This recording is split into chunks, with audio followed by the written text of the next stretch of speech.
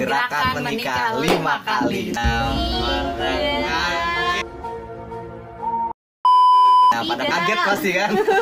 Tidak, disuruh nikah 5 kali. Assalamualaikum warahmatullahi wabarakatuh. Halo sahabat Humaira Official. Seperti biasa, hari ini Marara pengen sharing sesuatu yang bermanfaat untuk kalian semua. Sebelum nonton, jangan lupa subscribe dulu ya. Yuk klik tombol merah di bawah ini supaya Marara semakin bersemangat membuat karya-karya terbaik untuk teman-teman semua. Terima kasih.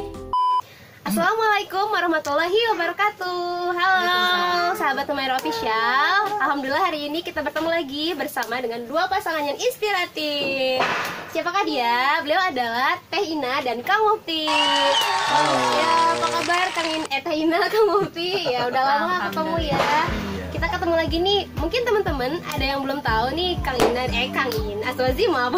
Mungkin teman-teman ada yang belum tahu nih siapa Teh Ina dan Kang Mufti. Nah, kita langsung perkenalan aja ya dengan mereka. Boleh Teh perkenalkan dulu dengan siapa dan Teh siapanya Kang Mufti nih? Jangan-jangan pacarnya? Boleh Teh. Enggak. Bismillahirrahmanirrahim. Assalamualaikum warahmatullahi wabarakatuh. Halo sahabat Humaira Official. Perkenalkan, nama saya Ina Nur Hidayah, biasa dipanggil Teh Ina, lalu Buna kalau sekarang karena sudah menjadi ibu rumah tangga gitu ya. Aktivitas saya sehari-hari adalah ibu rumah tangga, home education, founder dari Bunda Berbakat, dan juga founder dari Bukalankah.co.id atau Bukalankah Indonesia, dan juga event manajemen dari The Miracle Academy, serta kali ini artis saya gitu ya, Kang Mufti gitu ya. Jadi sehari-hari saya juga memanajemen event-event beliau gitu. Seperti itu. Oke, iya. Siap, terima kasih Teh Bunda. Sekian ya perkenalan dari Teh Ina. Sekarang lanjut ke Kang Mufti. Silakan Kang Mufti, boleh perkenalkan diri dulu. Oke, terima kasih Teh Yuli. Assalamualaikum warahmatullahi wabarakatuh. Rekan-rekan semua, teman-teman semua, Humaira Official. Perkenalkan, nama saya Mufti. Silakan panggil saya Kang Mufti. Walaupun saya nggak ada darah Sunda sama sekali sebenarnya. Tapi memang senang banget dipanggil Kang Mufti ya. Nah, sekarang aktivitasnya membangun dua perusahaan ya, dua lembaga. Yang pertama lembaga penerbitan yaitu Bukalankah Indonesia bareng sama istri saya tercinta, dan juga lembaga pelatihan The Miracle Academy. Nah, itu aktivitasnya, dan saya juga sebagai seorang motivator. Jadi beda sama motivator ya, gitu. Beda tipis padahal sama sih, suka menyemangati ya gitu. Ya begitu teman-teman, perkenalan dari Teh Ina dan Kang Mufti. Ini kita mau lanjut aja ya, sharing-sharing tentang mereka berdua. Ini adalah salah satu inspirasi kita berdua, saya dan suami, untuk menjadi pasangan yang serasi nih. Kita coba tanya-tanya ya sama mereka, bagaimana sih caranya menjadi pasangan yang serasi, meskipun awalnya kan pasti dari latar belakang yang berbeda, terus berbeda kebiasaan. Bagaimana bisa menyatukan dua kepribadian yang berbeda secara versi pengalaman Kang Mufti dan Teh Ina? Boleh diceritakan? Pengalaman dulu ya. Ya, boleh, jadi sebenarnya kalau misalnya kita bisa nyatu, awalnya sih nggak juga gitu ya. Bahkan di tahun pertama itu kita pernikahannya seperti kayak di gurun pasir lah ya. Gerah, panas gitu ya, terus haus gitu ya. Jadi memang banyak lah masalah-masalah rumah tangga ketika waktu di 1 tahun pertama. Dan waktu itu saya baru sadar bahwa ada yang salah sama pernikahan kita gitu ya. Dan itu nggak tahu tuh ilmu-ilmunya. Waktu itu saya cuma nanya sama salah satu guru saya, guru kehidupan saya bilang, karena beliau juga yang dalam tanda kutip nyuruh saya untuk nikah gitu ya. Terus saya tanya sama telepon langsung kan, pas pada saat puncak-puncaknya saya nggak nyaman sama rumah tangga lah gitu. Terus saya tanya, Pak, kok kayak gini banget sih Pak nikah? Nggak sesuai dengan apa yang saya harapkan gitu ya. Nah, menariknya waktu itu ketika pada saat itu Bapak yang saya anggap guru kehidupan saya bilang seperti ini, sabar aja, itu mah semua orang pasti mengalami seperti itu. Jadi kata kuncinya sebenarnya sabar ya, sabar menjalani itu gitu ya. Karena nggak ada lah ceritanya kalau rumah tangga itu nggak pernah bertengkar, nggak pernah berselisih pendapat, nggak ada ceritanya. Jadi memang itu pasti ada. Nah, yang membuat akhirnya kita semakin mengenal diri kita yaitu memang effort kita, usaha kita untuk saya termasuk dari sisi suami, kayaknya ada yang salah nih, saya evaluasi nih bagian sisi mana yang membuat istri nggak nyaman sama saya. Itu kan evaluasi ya secara perilaku. Nah terus saya juga belajar lagi, kayaknya ada yang lost nih, padahal saya dulu udah pernah ikut tuh sekolah pranikah tuh gitu ya. Saya baca-baca lagi ya, mana ya sisi yang salah, sisi yang kurang, terus memperbaiki, kan never ending improvement ya kalau di pernikahan itu ya. Alhamdulillah di suatu waktu saya menemukan sebuah konsep, karena memang setiap orang kan pasti never ending improvement ya, meningkatkan kapasitas diri terus menerus. Akhirnya saya menemukan konsep namanya Gemalaka ya. Bun ya, Gemalaka itu apa? Gerakan menikah 5 kali. Nah, pada kaget pasti kan? Tidak, disuruh nikah 5 kali. Apa tuh? Nah, dijelasin juga nih, biar detail ya. Boleh.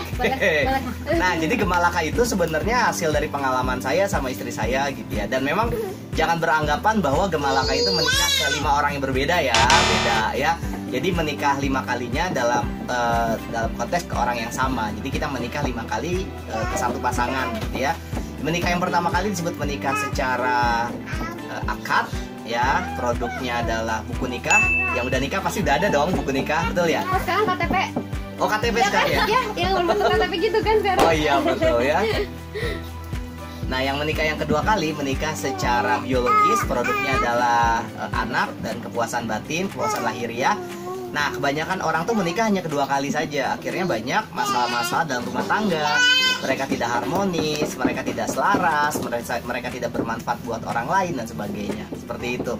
Nah, makanya harus dilanjut nih menikah yang ketiga kali. Menikah secara apa, Bun? Menikah ketiga kali secara komunikasi. Yes, menikah secara komunikasi. Produknya adalah harmonis. Jadi kita bisa mendeteksi tuh kira-kira keluarga itu harmonis apa enggak. Ya berarti kalau nggak harmonis ya dia tidak menikah secara yang 3 kali gitu ya.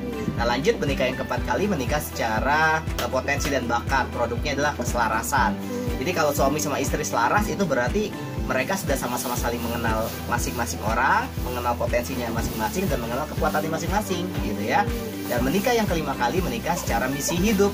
Jadi suami sama istri sama-sama ketemu nih misi hidupnya, akhirnya bersatu jadi misi keluarga. Seperti itu Teh Yuli. Oh, singkatnya segitu ya teman-teman. Tapi itu kan panjang banget ya bahasannya. Yes. Nanti akan dibahas di selanjutnya. Kita nyontek ke channelnya Kamu ya. Siap. Nah, itu udah ada bahasa, ada. Nanti bisa dilihat langsung ke channelnya Kamu ya untuk bahasan lebih lanjut. Nah ini sekarang kita bahas secara singkat pengalaman dari mereka ya gitu, supaya menjadi pengalaman juga untuk teman-teman yang mungkin sedang mengalami hal yang sama. Apakah sekarang sedang merasa kering atau sedang merasa aku kayaknya udah nggak kuat deh di 5 tahun pertama ini, ingin cerai. Ada sih yang seperti itu. Nah, mungkin untuk Bunda nih, sekarang ke Bunda boleh tanya, Bunda apakah pernah mengalami 5 tahun pertama itu memang fase-fase dimana ya perubahan ingin, katanya tuh 5 tahun pertama tuh apa ya, kayak gurun pasir. ya gitu, kayak gitu tuh boleh pengalamannya di share gitu. Jadi ya benar tadi kata kamu Fian, seperti hal di gurun pasir gitu ya, banyak hal yang memang kita tidak sama gitu ya. Tentunya memang pasti sih banyak hal yang tidak sama dan tentunya pasti ada yang sama gitu ya. Nah di saat 5 tahun pertama itu kita tidak bisa menjelajah itu dan tidak tahu gitu ya. Seringnya kayaknya tuh kamu ngerti aku harus ngertiin kamu, ibaratnya yang seperti itu ya. Nah dalam hal tahapan ini adalah kita bikin satu komitmen gitu ya, dimana kita membuat satu aktivitas yang tentunya itu kita harus ketemu gitu. Ketemu itu dalam artian adalah bukan ketemu secara tatap muka aja gitu ya, tapi secara hati dan jiwa gitu ya. Nah salah satunya adalah di poin yang ketiga. Poin yang ketiga itu penting bagi kita berdua gitu. Kenapa? Karena komunikasi itu bagi kita itu kayak fundamental gitu, penting banget gitu. Kayak ibaratnya tuh gelas, terus kita aus, kita isi air gitu, seperti halnya itu. Kita harus isi terus gitu ya, harus isi akhirnya kita dapat tenaga lagi gitu kan ya, dengan minum air contohnya itu tadi ya, gelas itu. Sama halnya dengan kita gitu, membangun komunikasi gitu ya. Komunikasi ini kita buat satu tadi aktivitas, diantaranya adalah satu halnya adalah 1 minggu kita harus ngobrol. Jadi kita bikin acara gitu ya, kayak acara 1 minggu 1 kali gitu. Minimal banget itu, minimal aktivitas banget. Keluarga lah, Aktivitas yang keluarga. sederhana aja. Sederhana, ngobrol. Tapi ngobrolnya itu bukan hal mungkin tiap hari pasti ngobrol gitu ya, tapi di seminggu satu kali itu kita harus ngobrol yang memang terarah. Oh iya. Gitu. Jadi di momen 1 minggu 1 kali itu, contohnya adalah ketika kita awal-awal ngobrol sih pasti apa sih gitu ya, terus kayaknya rancu banget, canggung gitu ya. Tapi akhirnya ketika seiring dengan jalannya waktu, ketika mau ketemu, akhirnya kamu dibikin map sendiri apa yang nanti akan dipresentasikan ke saya juga gitu, apa yang harus saya sampaikan kepada kamu. Salah satunya adalah bisa diungkapkan, contohnya seminggu ini kamu puas nggak dengan pelayanan saya, misalkan contohnya seperti itu. Lalu keduanya adalah